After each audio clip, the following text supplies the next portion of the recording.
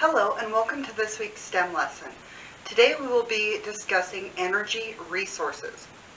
Water is one of our most precious natural resources. A natural resource is anything people can use that comes from nature. Water is just one type of natural resource. There are many other natural resources. Many of these natural resources provide us with energy. This is energy we need to live our daily lives. Now imagine a glass of your favorite drink that never became empty. Now think about what really happens. You take a drink and there's less in the glass. You keep drinking and soon it's all gone. Good thing you have more to refill your glass. Now what if there would never be any more of your favorite drink? What would you do? An endless supply of your drink is a renewable resource. If you finish your drink and there is no more to refill, that would be considered a non-renewable resource. Non-renewable resources are limited in supply. They are resources that cannot be replaced in a short period of time. It can take millions of years to produce some of our natural resources. If we used them all up today, we would have to wait a really long time, which is not even possible for humans. For this reason, we call this category of resources non-renewable. Non-renewable energy resources include fossil fuels like oil and coal. It also includes radioactive elements such as uranium. Now, fossil fuels are one type of non-renewable resources. Fossil fuels have been formed over millions of years. Why would they be called fossil fuels? It's because they are formed from the remains of dead organisms. This includes petroleum, which is commonly called oil, natural gas, and coal. Fossil fuels provide most of our energy. This is what some power plants burn to make electricity. Fossil fuels contain stored chemical energy, as we discussed in the previous weeks.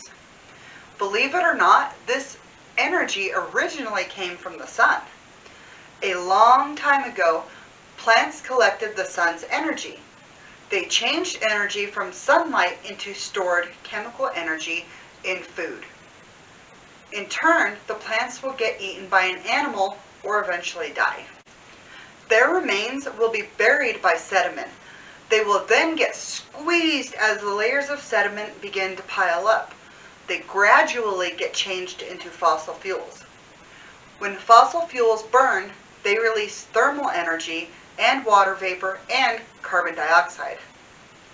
Now, renewable resources are natural resources that can be replaced quickly, and I have several examples behind me. They are almost limitless in supply. Renewable energy sources include sunlight, moving water, wind, biomass, and geothermal energy, as we have behind here. Biomass, hydroelectric, wind, solar energy, and geothermal. Resources such as sunlight and wind will never run out. Renewable energy resources also have other advantages. Renewable energy resources produce very little, if any, pollution. Sunlight can be used to heat homes. It can also be used to produce electricity. This conversion is made possible by solar cells. Falling water can have a lot of energy. Its energy can be converted into kinetic energy. Wind is moving air. It has kinetic energy that can do work. Wind turbines change the kinetic energy of the wind into electrical energy. The stored chemical energy of trees and other plants is called biomass energy. When plant materials are burned, they produce thermal energy. This energy can be used for heating, cooking, or generating electricity. Wood is considered a form of biomass. Earth's interior also holds a lot of heat. This heat is called geothermal energy. It too can be used to produce electricity. Thank you for joining me today, and I hope you enjoyed the lesson. I will see you next week.